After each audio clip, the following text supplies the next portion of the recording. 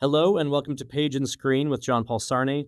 My guest today is a rock star of a historian who somehow is able to recount medieval English history and make it feel fresh and cinematic, which is amazing.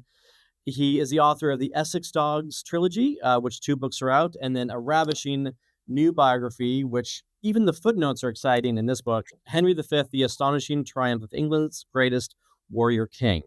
It's his new work of nonfiction after titles that are about the Middle Ages and the Crusades and everything in between. He also hosts the podcast series This is History. Please welcome to the program, Dan Jones. Thanks for having me. Absolutely, absolutely. It's wonderful to have you here in LA. And I was just saying that even though you're doing an event today in my local bookstore at Romans, we just couldn't. This is always the situation in LA. It's like, oh, it's too far, and it's becomes a matter of geography all the time. But welcome to California. Thanks. Yeah, I mean, I love California. It's beautiful today. I've been all over the States, so it's nice to come somewhere I know well. I got a lot of friends here, so this is great. Amazing. Well, now let me just, if I'm going to try, and you jump in and correct me, but I'm going to try to set the table because, as Americans, we don't really learn much about the British monarchy and the history of it. So we learned a bit about the American presidents and things, but this is always a bit of a challenge. So if I have this right, so Henry V, born in 1386, he's the oldest of five children, I think. Six. Yeah, you're doing pretty well so far. So all right, so I got one out of two. I mean, I can only. He's 10 years old when his mother dies, and at the time she's only 25. And then in his formative years, the king at the time, King Richard, banishes Henry's father, Henry IV, for life, but it doesn't stick. Henry IV comes back and usurps the throne, and young Henry becomes Prince Henry and a bunch of other titles that keep getting added on. And then the age of 14 is the first time he has to sentence someone to death. And then at the age of 16, he leads a group of men into battle and is nearly killed, which is your prologue to the book, which is astounding. And you describe it as one of the bloodiest battles in English history. Is that right? At that point, yeah. I mean, it's obviously things get worse when you get to the 20th century, but yes, at Yeah, that point, it it's gets on worse English later. soil. Yeah, it's a horror show. So tell me that battle when he's 16. So because that it's amazing what happens to him. I mean, it's so well described. It's so interesting. But so what is that battle, and what happens to him? It's one of the many times that he nearly dies. Yeah, it is. I mean, Henry V, if anyone knows anything about him, is known for having like a pudding bowl haircut, like the 1950s Beatles, right? And being the victor of the Battle of Agincourt, which was dramatized by Shakespeare and has been, made into, I mean, classic films. Olivier, Branagh, being the sort of two most famous. A weird one with Timothy Chalamet tacked on recently as well. So that's the battle he's famous for fighting. But when he was 16, so he fought that battle when he was an adult and when he was king. He fights the Battle of Shrewsbury, 1403. Not a famous battle, really, at all, when he's 16, but it's hugely formative in his life. His father has usurped the throne, as you said. He's Henry IV. There's a family of kingmakers called the Percys. Like all kingmakers, it's not enough for them to have made the king. They never feel they've been rewarded enough. They rebel, and there's this huge battle fought outside Shrewsbury in the English Midlands, 21st of July, 1403. In it, young Henry, 16 years old, in the foothills of a military training, commands the rear guard, one of three divisions. At some point in the battle, on which both sides have longbows, which are the most devastating weapon in the field at the time, they can penetrate armor from 100 yards. He removes his helmet or lifts his visor, and an arrow hits him in the face. And the arrowhead lodges in his skull to the depth of 6 inches. And his father wins the battle.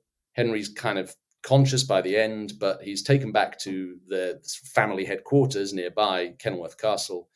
And it's pretty obvious he's going to die unless he has an emergency operation. Now, I stress this is 1403. They call for the best doctor in the land, a guy called John Bradmore. And Bradmore carries out an insane operation. It would be a major operation even today to remove an ounce of metal 6 inches deep in someone's head next to their brainstem, right? Bradmore does this with all the tools of the Middle Ages. He has to open the entry wound, keep it clean using sort of wine and honey-based antiseptics, stop Henry going to spasm, design a tool that's going to be able to clamp onto an arrowhead, pull the arrowhead out, close the wound up. And he has to do it slowly because you can't just rip the guy's face open. He'll go into immediate shock and die. So they do it very, very, very slowly. And I'm talking 30 days.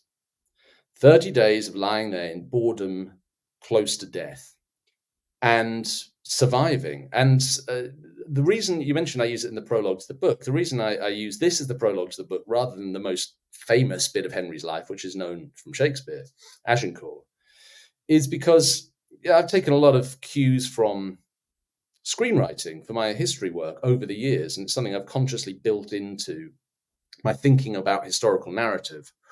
And it struck me when I started assembling the design for this book that here in this incident, you have, it's like the first 5 minutes of a movie, right? You've got everything that's in the movie encapsulated in this story. You've got danger, peril. You've got sort of a military setting. You've got a guy in the form of Henry whose apprenticeship is going to be immensely important in the creation of the man. And this is really an origin story in many ways that I've written in this book. You've got surprising stuff about the Middle Ages. You might not have thought that it was like this. And then you've got this sort of formative moment in the kid's life where he should not have survived, and yet somehow he does. And on that, given this is a biography, I've hung a kind of psychological portrait of somebody who believes with a degree of almost pathological certainty that God wants him to do something special. And I try and sort of pin that, certainly in terms of narrative structure, on this moment when he's 16 and he nearly dies. Well, it's also very much, in his family, it seems, because, as he's working his way towards, getting on the throne, which he does at the age of 26, and he won't be there for long, right? But as we start to move into that third act of his life, the Shakespeare bit, at Agincourt, um, it's, we're also starting to see with his own father, for 4 or 5 years, his father was like deathly ill, and he basically just kind of refuses to die. Right. And so, you have a great scene in there, which, was, I forget what the source was, but it was just a very funny thing of, when they think that he's dead and they put the sheet over him, but he still won't, he won't let go. He won't just die. And so, it takes him a little while to get onto the throne. It does, yeah, but that's to his advantage. There are these pivot points in Henry's life. As you said correctly, he's born in 1386. He's of 12 or 13 when he goes from being the eldest son of a noble family to the heir to the throne, a heartbeat away from supreme power. But he then has another 13 years until he's 26, where he's learning the craft of kingship on the job. And that means he's got a hands-on training in the sort of battlegrounds of his father's reign. And that means for him in Wales, he's Prince of Wales. There's a rebel in Wales, Owain Glyndŵr, who also claims to be Prince of Wales. So it's like a direct head-to-head collision. While he's doing all this, he's got a time step up and deputize for his father because his father is very ill from kind of when Henry's about 18 years old onwards. His father goes through a series of debilitating illnesses, strokes, circulatory problems, possibly digestive problems, things that really cripple him. And he this man, in terms of Henry IV, the guy, our Henry's father, who had once been such a glorious, chivalrous, handsome, charming, famous, internationally famous character, who'd been on crusade in Northern Europe, who'd been on pilgrimage to the Holy Land, who was liked and respected, far beyond his natural realm. You have this character sort of shrinking into a sort of wizened husk of a man and a shadow of what he had once been, and evidently decrepit and unable to do his job, but yet clinging to power. And the great question is, why does his father cling to power? Why not hand it over to his young son? Because, as you rightly said, young Henry the fifth to be, grows in status. He has this long apprenticeship. So he's almost 26 when he becomes king, which is relatively old in those days. And so why not hand it over? But that's a great theme of the story, and indeed a great theme of the other 2 books I wrote in this long portrait of England, which this is part of, which are books called The Plantagenets and The Wars of the Roses. The theme is what is kingship all about? What are the essential elements of kingship, leadership in this age? And for Henry IV, its legitimacy is so important. He's taken the crown by force. He's illegally usurped it, really, although they put a legal framework around this political usurpation, the seizure of power. And Henry IV feels, I think, that although it was the right thing to do to replace his horrible tyrannical cousin Richard II, who'd driven the country to despair and destruction, that was politically the right thing to do. It was morally the wrong thing to do.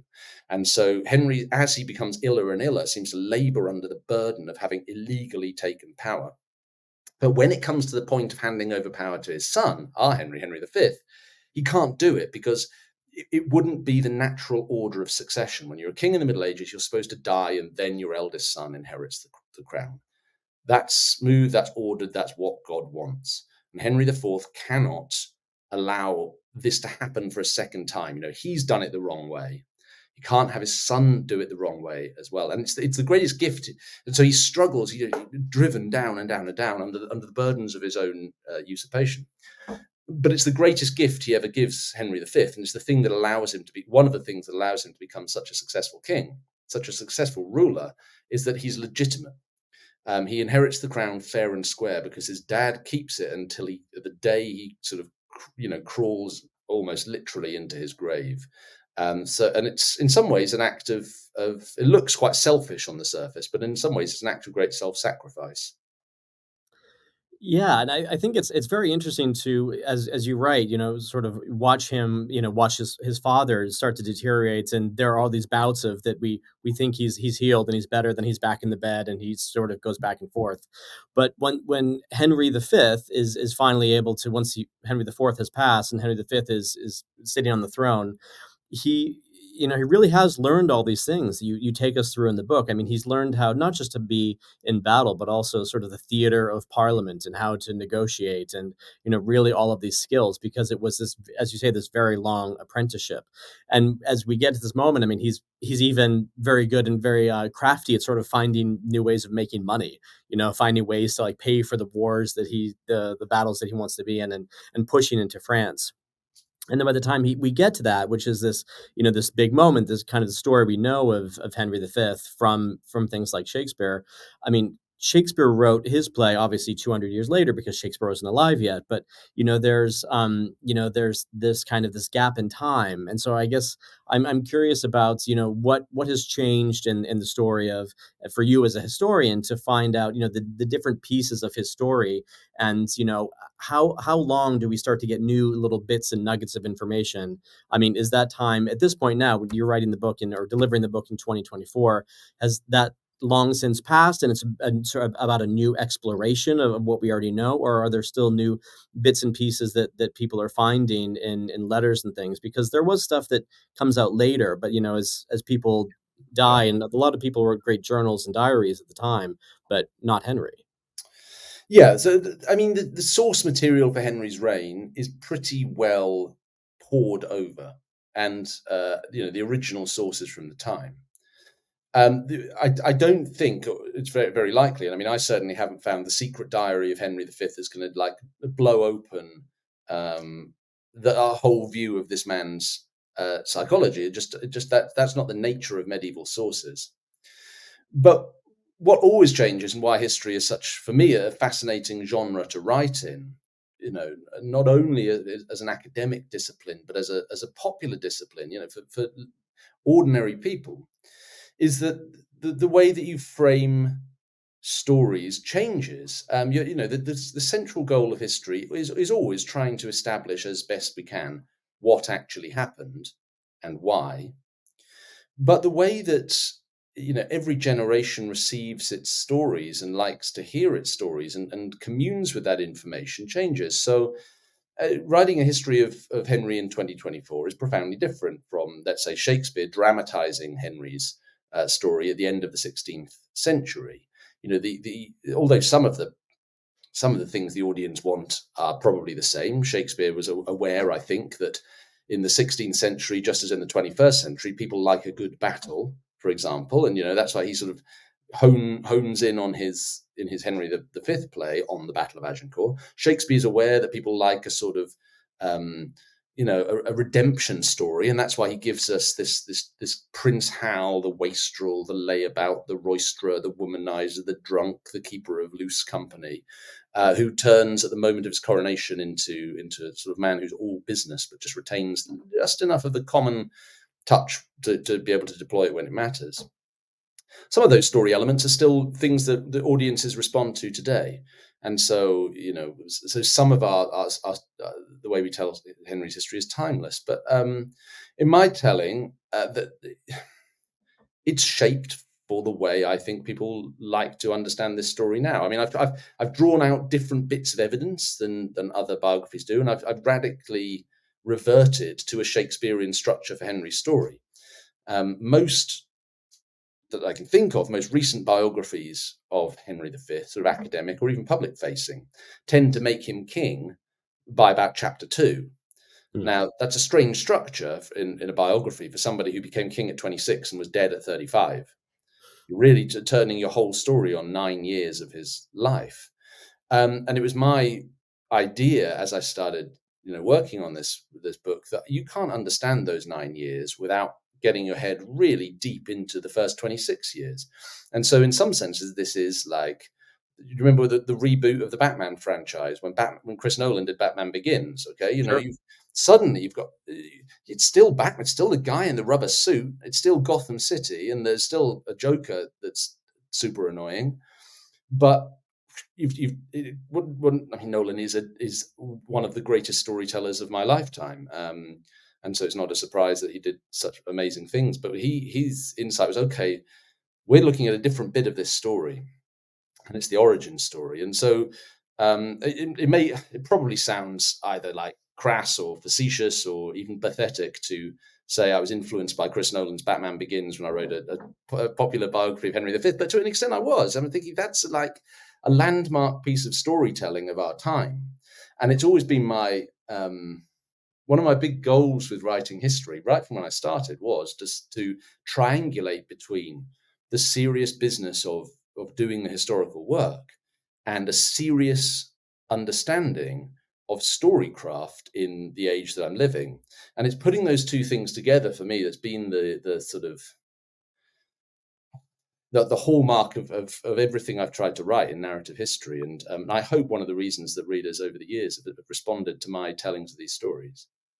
Well, I think it's very interesting because in reading the book, you talk about when Henry does become king, it was one of these coldest winters, and you talk about at that time or very near that it was so cold that birds were just falling out of the sky, and these horrible moments of nature, and I was nervous you and I wouldn't be able to talk because I knew you were flying from Florida, which is having the storm of the century now, and then also going through this, and as we were just talking about Henry IV, his father, these here in the United States, these elderly men clinging onto power for as long as humanly possible.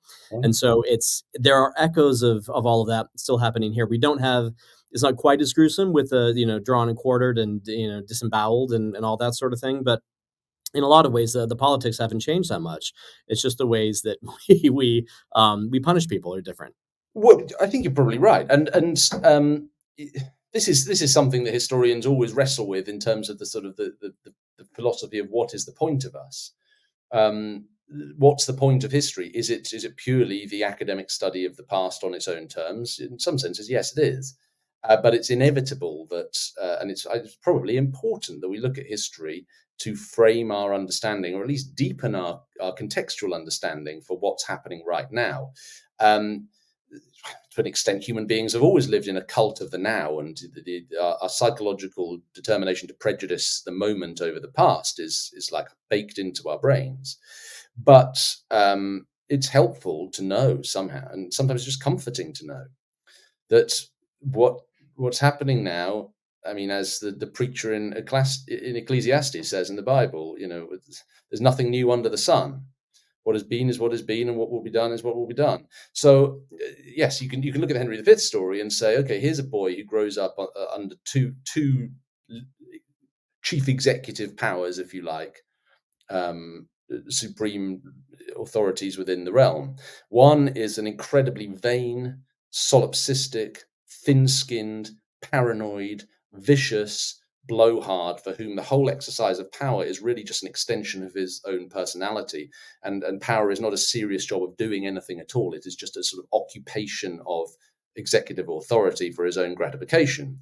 That's the one hand. And then the next one is this sort of, at one time he may have been the sort of, the paragon of good political leadership, but time has taken its toll, and now he's a sort of decrepit, bumbling kind of, parody of what he once was, increasingly weighed down by the burdens of power and obviously unable to execute it, but refusing to go. I don't need to name names for you to feel, oh wow, that happened then in the Right. late 14th, early 15th century. You know exactly what I'm talking about. So interesting that, when I was over the summer, I took this class at Oxford University, which was all about Shakespeare, and we Right. looked at Henry V, and we looked at. I think you talk about or you have a photo of like there's the Richard Burton, film, that's sort of the classic one, and then there's the Ken Branagh one, which is some years later, and then I think BBC did one even later on, Yeah. and we watched sort of all those clips, back to back, and it was very interesting to see. It's the St. Crispin's Day speech, and so you see how different actors do that in different moments in history, and what it means to be a leader, and is it a rallying cry, or you're just trying to, like, bring people into the fold? Is it, what kind of psychology do you use? And it's, I think, very interesting to look back historically through the same character time and time again, and the play is done so often too that I think we're always discovering new things, but those themes are very fascinating. The ideas of leadership and holding on, and trying to have as much power as possible, not just with England, but even further beyond.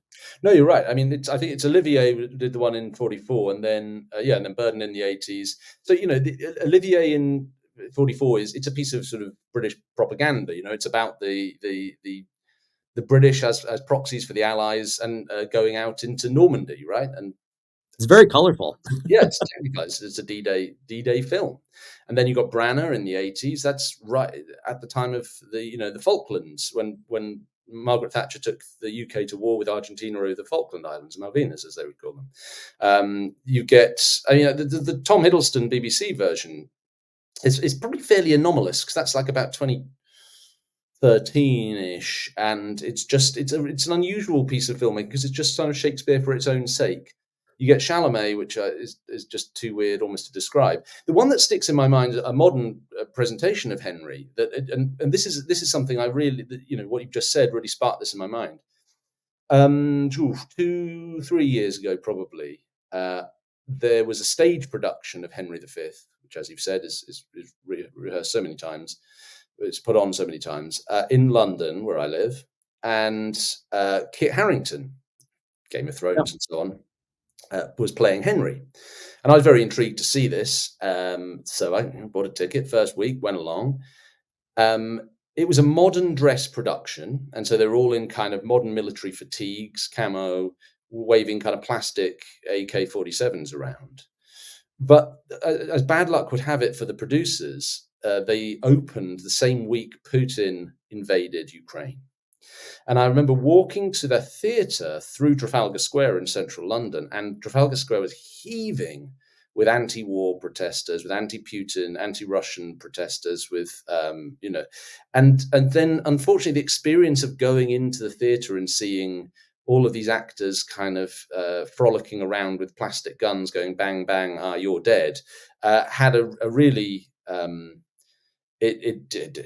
it was just unfortunate. It couldn't possibly have landed in that time. So you're right. I mean, these films are and stage plays are always put on in response to the times, and I'm sure you must have thought about this when you were at Oxford. There's something so incredible about Shakespeare that he created this body of work in which a dozen of those plays could all be staged, and have all been staged at any time since they were written at the between the late 16th, early 17th century to this day. And again and again and again, we find in them something that speaks to our own age. I mean, that's why Shakespeare is so often described as the greatest writer that ever worked in the English language, not only because of the technical brilliance of his poetry, but because of this dead eye for humanity that has proven enduring over half a millennium.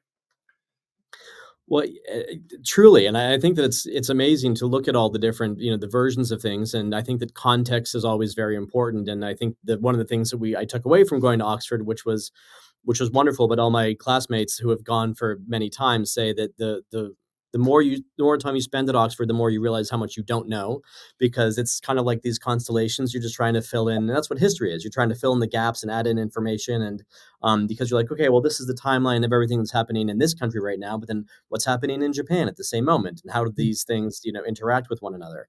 And so I think that's the fascinating thing about history. And I was curious as I read, how do you, when you're beginning a work of nonfiction like this, and where do you start? Is it this is obviously a very big topic. I mean, but if you when you begin, is just an impulse from a prior work because you're doing things that are around the same time and you're ping-ponging off one to the next, or do you have stories you just want to tell and you just start doing heavy research? Do you mean how do I pick my projects? Yeah, I mean, or how do you start the research process? So if you wanted to do, a story about, in this era, I mean, where do you begin? Do you begin with biographies? Do you begin with, there's so much research that is in here that you have, from, the notes from Parliament and all these different kind of resources. I mean, what is your starting point?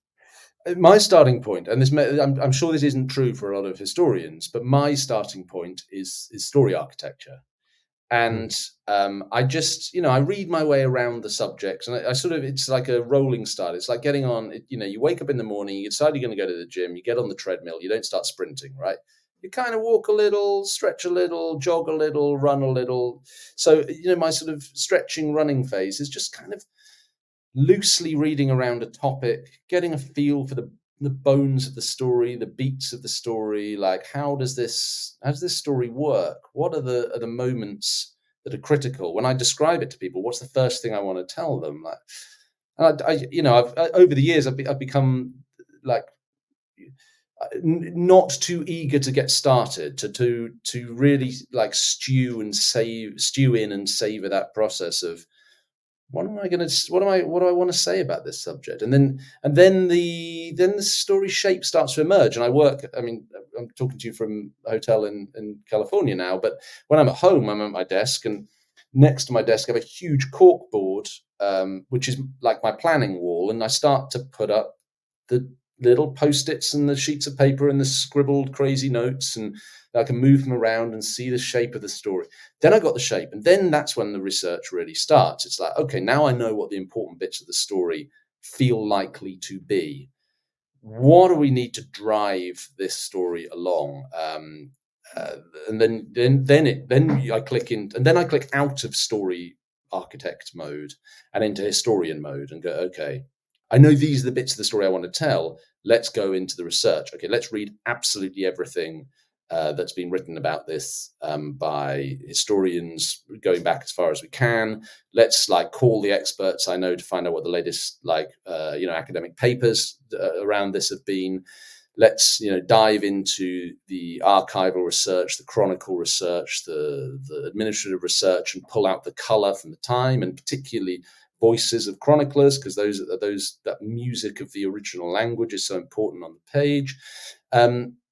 And then I start, fitting the research together. And sometimes that research, because I'm in historian mode, will render the story outline I thought I was going to work with redundant, or will throw up something that's been discovered recently that changes our understanding of the story shape, and of what's important, or what's about Henry's tale. So it's that interplay between history mode, and I mean, I know that as I'm saying this, I'm describing it's a bit like what writer's room mode, and it's punching those together. But if there's ever a conflict between them, the history wins, because I'm not writing a movie; I'm writing a history book. But would you like to see this as a movie? I mean, it is very cinematic the way you tell it. I mean, is that ever in the back of your mind as something that could be? Having worked across television, um, podcasting, I've done a little work with some movie directors, and I've written books. There's a degree of certainty about book publishing that I find very reassuring, and More that editorial control. and I trust you're in control. And Yeah. once you start trying to optimize for the screen trade, therein lies the road to madness.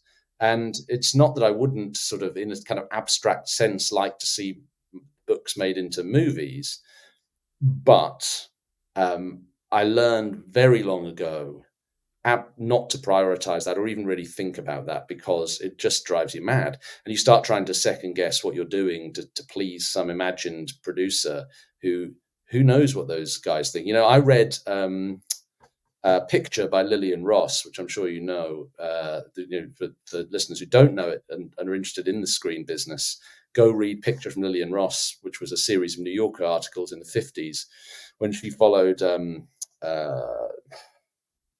making of the Red Badge of Courage, and it just laid bare the sort of chaos of screenwriting. And then, of course, eventually in the Screen Trade by William Goldman was where I read that a long time ago as well. And if you just read those two books, you will never, and you don't actually want to work in the movie industry as your primary job. You won't. And you're sane. You won't try and optimize your work for for Hollywood. No way. No, it's a very tricky thing, and I do adaptations, but I love reading books and I love reading plays, and I think that sometimes you'll find something that absolutely you want to make into a film or a television series, but then I'll oftentimes read something and say, don't touch it. That needs to stay exactly as it is. That's a Broadway musical. Don't move it. Don't try to change direction and pivot it, because some things are just meant to be the way they are, and that's the wonderful thing about books, is that there is more control, and you are in charge of the final cut, basically, and telling us what the story is. Yeah, in the sense that I'm interested in like screenwriting and screenwriting, I am interested in it, and I have worked in those or dabbled in those fields, and I produced things and worked, helped advise on things, and I have an interest, but it's separate from my interest as an author. And Yeah. so if somebody came along and said, would you like to adapt X project for X, screen thing, and it seemed like a good idea, I would be interested and have agreed to sort of work on those kind of projects. But it's about compartmentalizing that as a writer, to say, here's the book, and this is the book, and the book is the book. And we'll leave anything else to do with it for another day while you're writing on it, because otherwise you start to compromise the quality of what you're doing. That's very true. Well, Dan Jones, it's an amazing book. It's an amazing. I love the side here. I actually did try to get my hands on. In the UK, there's the spreages, the sprayed edges, which was all sold out. But both versions, the US and the UK versions, are quite handsome. But before I let you go, is there around London? What is your favorite bookshop? Do you have an independent bookshop that you like to tell people to seek out when they're in town?